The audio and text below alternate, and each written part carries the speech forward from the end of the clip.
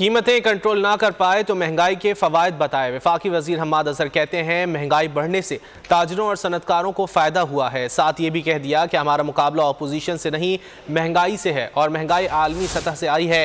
हम्माद अजहर का कहना था कि बिजली और गैस के मामलात का जायज़ा ले रहे हैं। पिछली हुकूमत ने 60% बिजली घर ईंधन पर कर दिए थे। आने वाले वक्त में पानी से बिजली बनाई जाएगी।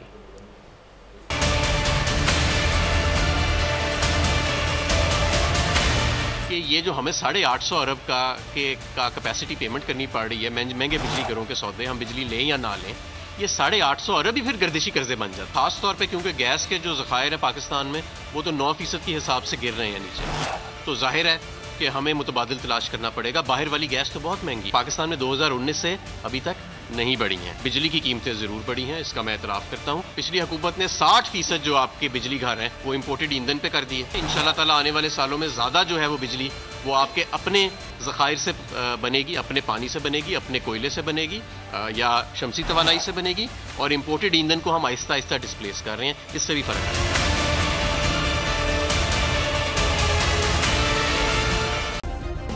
सब्सक्राइब करें और बेल दबाएं ताकि कोई खबर रह न जाए।